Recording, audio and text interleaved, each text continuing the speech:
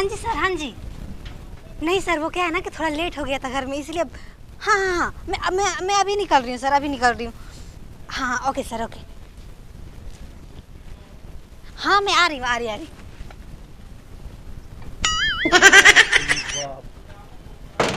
नरी की करा ले रोज जो बतियावतिया आवत या तबो बतियावत जातिया घर में आ जाए के बाद तबो बतियावत निकलतिया घर में। जबली एक नौकरी लागल बा तबे से ना हमसे बोलतिया बढ़िया से न बतियावतिया ना भाव देतिया। एक समझे में नहीं दिमाग में का हो गई बा। बात का बा कुछ गड़बड़ हमके बुझाताटे। आ जातिया अबहू के बे तो भन तुरंत आ जतिया। कुछ न कुछ गड़बड़ बा, रह एकरा पीछे लागे द आ बड़ा पते लगाव तनी कि बात का बा गइलू है कहाँ चलत है बड़ा पते लगा और सौ के फोन पर लाग रहतिया दिन रात ये करे खातिर न। हम तो कहतनी कि तू अपना भतार के छोड़ द। का तारा का लागत कि उनकर संग रहबो करो को जीवन में का देख के बुढ़ावा से बियाह कैलू सारा के बताओ पेट है तर नाद लेखा निकलल बा। माई बाबू के पसंद वैसा नहीं होला, समझ में आइला। हमार कोनो इच्छा ना करेला, हमरा के तो तारा से प्यार बा, हम तो तारे संग देख तह के हमनियो के ब्लैक बड़ा निक लागी एकदम। अब कौन चीज के कमी बा तार नौकरी लगिए कोई। हाँ तो सही 1 लाख रुपया जमा करे के बा। 1 लाख जमा करे के ना 25,000 तहार तनख्वाह बटले बा। हाँ। आ 15,000 भरे के बा। हाँ EMI पर ले लेवे के किस्त पर। सही बाकी ये 10,000 बची ना उतना में खा पी के एकदम टन।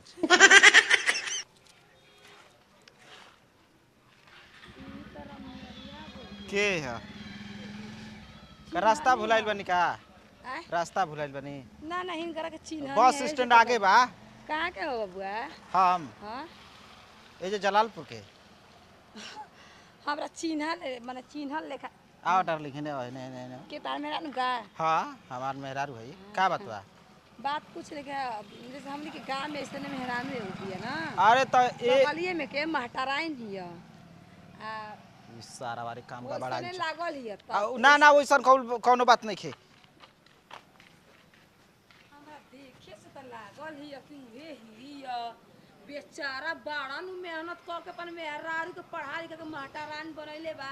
यही तो सोचत तनी हम अपन पतो के महटराइन बनाई, लेकिन ये तो मिया कहता हमार सरवा कहाँ के रोल हम समझे में नहीं खियावत।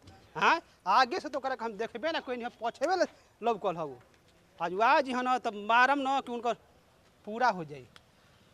मेहरारू बिया हमार। हाँ का हो का हो गइल? ये घर में ऑर्डर नहीं क्या ढुके के काहे?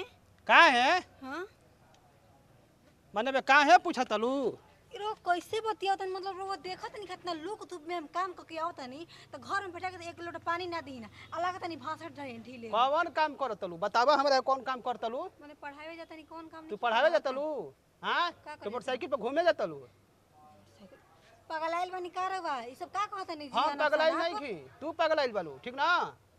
हम कहतनी कि घर में निकल तलू तो हेलो जानू फलान ठेकान आव तलू तब कैसे रो बतिया दनी हैरो जानू मानू प्रिंसिपल से ने बात करत रहनी, वहां के कॉल कइले रहनी त प्रिंसिपल हुआ ऊ।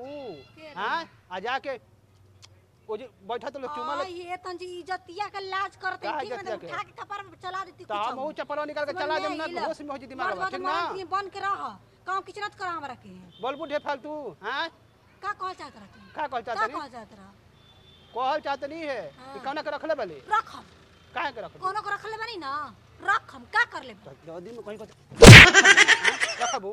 हां हम बजा सकी ना चप्पल के इज्जतिया के लाज करत बजा तू बजा एक बार मुंह देखले बार नती तरफ हम रहब। हम मुंह देखले बार बूढ़ंट कहीं का हमार ने लई के बियाह क के तने समझ जो तू जो निमाने बात तू जो चलिए जाई। घर में नहीं ढुक चलिए जाई तो बाबू घर ना हो। हां तोहर बाप के घर ना हो बियाह क के बनी अरे फैन बाप नहीं हरबी। हां बाप नहीं हरबी। हां कल अरे मैडम बात बड़ाई भोसड़ी बिया रे। ए देखो हमनी के बीच में तू मत बोलो ठीक ना। हो ये सड़िया ए लाल झाड़ू देख। अरे ये बच्चा भाई ये बबुआ एकरा के हम बाजार में देखै एगो लड़का संग हाथ में हाथ पकड़ के आइसक्रीम खाते उहे त बात बा, उहे त एकदम बात बा एजा। आ हमरा के देखते घूंघट तू ही रहलू तू का देखल बालू? हम अपन आँखी देखनी मोटरसाइकिल बैठल रहली एगो मर संगे। करिया हीरो लिखा लिखा बा, हीरो लिखा बा। ओइसे तो फसल बिया। बात ना रहबो करा बेरी ऐसे को बुढ़न के बेरी कौन जोड़ी बे कर ए बच्ची ये ना पढ़ा के तो के मास्टर आइन कामा जी पढ़ा के एहसान कइले बना हमर मां गोरी पढ़ाइले रहे ए लगे देखो ईटा माने हम धारा धारा लेबर के मजदूरी क के पढ़ाइले ऐसे ना भुलाई जाला ए कनिया देख मानतनी सफलता में ढेर आदमी तो के अपना ली ढेर बोलवा बुझा अपन यार के बोलाई बस शिक्षा निकाल के छेद दी तो लोग छत्ती अयो बाबू ठीक बाटे ना सही अपन मोला काम सही कर। ना जा जा जौन तू कह देलू हमरा साथ ना भगवाने देखत ना ठीक बा। का देखता आ, ना सही आदमी होता न्यूज चुप चुप मैडम जी मजदूरी क के तो के पढ़ा के नौकरी लगावली। ई माई एगो देखनी हम महटराइन बन गइल बिया देवरा से फंस गइल बिया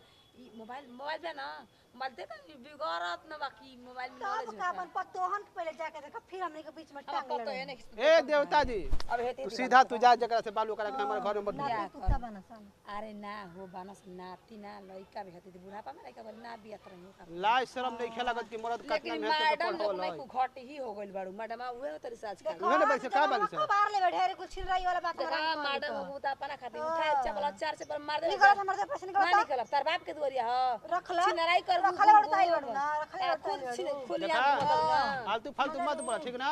के नती के बेटा अगर तू घर में आगल तो मुंह आ तरह के ही लगदा तोर बाप के खा तू हुए ऐसन बाड़ बाप के खा बेटी पढ़ाओ के नारा लगाओ तोरा जा पढ़ाओ तो जा मेहर आय गलती नहीं के होत बेटी बचाओ बेटी पढ़ाओ आय तो मेहरारू के तू आवा जल्दी हमरा की नती के बेटा मारत है अयो बाबू सन छिनारा की संगे हला बक बोला छीन रख बोला बोला अपने बाप के बोला जन जन बात साला हल्ला बोला मार के कर पेटा फाट जाला हां बोला बोला कौन होता सरवा बोला बोला अब देख आओ ता हां बोला तोर मोछिया दड़ी के बारे नती अरे वो करे दरिया कबार दे आओ तन देखत कौन सरवा आवत आओ अब ये हम बैठले बन दुआरी पर आओ